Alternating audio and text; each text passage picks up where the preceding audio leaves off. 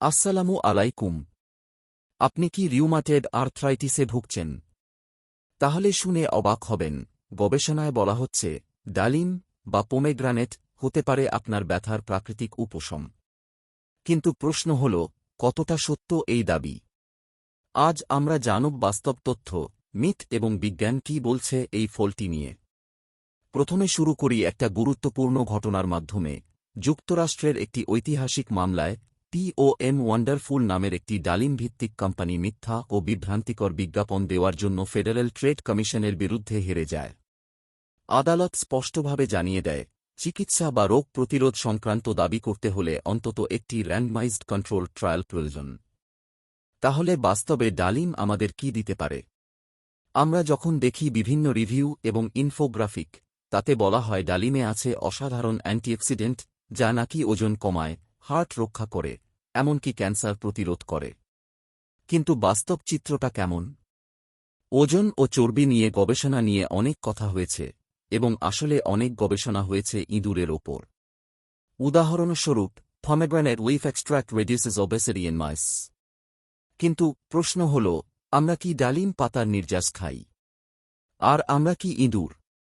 মানুষের ওপর clinical trial বলছে ডালিম খেলে ওজন কমায়, পেটের মেদ বা মোট ফ্যাটে কোনো উল্লেখযোগ্য পরিবর্তন হয় না।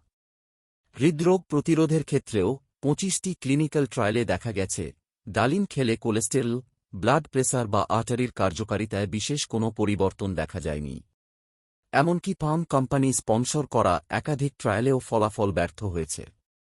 ক্যান্সার ও প্রোস্টেট কেসে শুরুতে কিছু আশা জাগানিয়া ফলাফল মিললেও পরবর্তী র্যান্ডমাইজড কন্ট্রোল ট্রায়ালে দেখা গেছে ডালিম খেলে ফসার অর্থাৎ প্রস্টেট স্পেসিফিক এন্টার্জেন লেভেলে কোনো পার্থক্য হয়নি।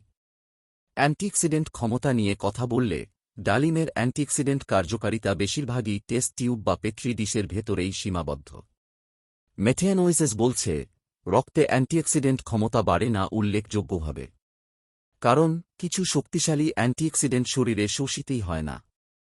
প্রদাহ বা ইনফ্লামেশনের ব্যাপারে বললে, 2016 সালের একটি মেটা অ্যানালাইসিস বলেছিল ক্রিয়েটিভ প্রোটিনের মতো ইনফ্লামেশন মার্কারের ওপর ডালিমের তেমন কোনো প্রভাব নেই।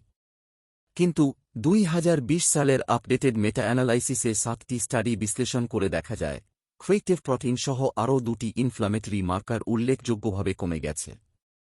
এটি আসলে একটি গুরুত্বপূর্ণ টার্নিং পয়েন্ট। এবার আর্থ্রাইটিসের দিকে ফিরে যাই। অস্টিওআর্থ্রাইটিস বা হাঁটুর জয়েন্টের ব্যথায় ল্যাব টেস্টে দেখা গেছে ডালিম নির্যাস কার্টিলেজ নষ্ট হওয়া কমাতে পারে। কিন্তু এটা তো পেট্রি ডিশে। মানবদেহে কার্যকর হবে কিভাবে? খরগোশের শরীরে পরীক্ষা করে দেখা গেছে কিছু উপাদান বাজো অ্যাভেইলেবল, মানে রক্তে শোষিত হয় এবং জয়েন্টে পৌঁছাতে পারে। কিন্তু আসল প্রশ্ন, কি বলছে মানবিক ট্রায়াল? প্রথম ট্রায়াল ছিল ডালিম জুস খাওয়া বনাম কিছু না করা। ফলাফল হিসেবে দেখা গেছে ব্যথা আর জড়তা কিছুটা কমেছে, তবে প্লেসিবো না থাকায় এটা আসলে কোনো শক্তিশালী প্রমাণ নয়। সবশেষে একটা গুরুত্বপূর্ণ গবেষণা হয়েছে। একটি randomised double-blind placebo control trial, ডালিম এক্সট্র্যাক্ট বনাম প্লাসিবো। ফলাফল হিসেবে দেখা গেছে একদম পরিষ্কারভাবে কমে গেছে ফোলা জয়েন্টের সংখ্যা, কমেছে ব্যথা এবং সকালে জড়তা, আর ওভারঅল ডিজিজ স্কোরও উন্নত হয়েছে। এই একমাত্র প্রমাণ যা দেখায় ডালিম নির্যাস রিউমাটেড আর্থ্রাইটিসে বাস্তবিক উপকার দিতে পারে। উপসংহার হিসেবে, ডালিম অ্যান্টিঅক্সিডেন্ট সমৃদ্ধ এবং নিরাপদ। নতুন গবেষণায় দেখা যাচ্ছে এটিরা রোগীদের জন্য কার্যকর হতে পারে। তবে এখনই একে ওষুধের বিকল্প বলা যাবে না। প্রতিদিনের ডায়েটে ডালিম রাখা একেবারেই একটি সুস্থ সিদ্ধান্ত হতে পারে।